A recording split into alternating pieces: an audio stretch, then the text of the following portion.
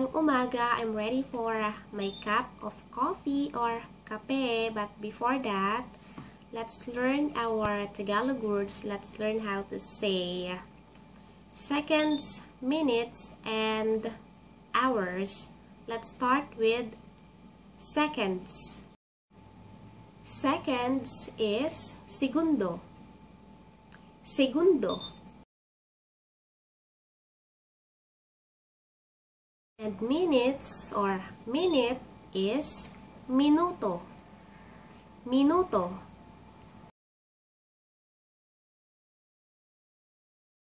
Hours or hour is oras.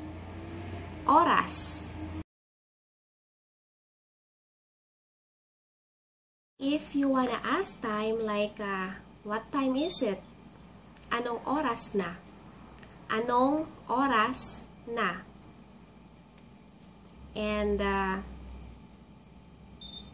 if you wanna ask how many minutes, you say ilang minuto or ilang minuto pa.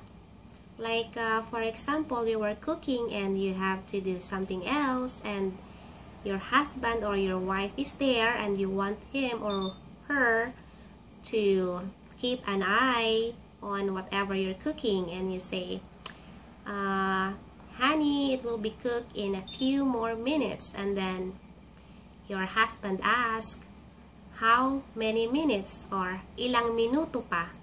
Ilang minuto or ilang minuto pa? And for example, you want to say 10 minutes, 5 minutes, or 3 minutes, that's 10 minuto. I think I said 5 minutes, 5 minuto, and 3 minuto.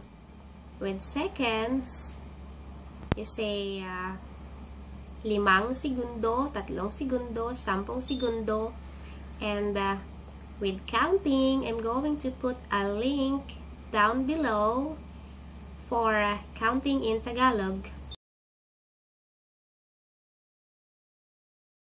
And let's review our 3 words for today. We have seconds or segundo, minutes, minuto, minuto, and hours, oras, oras.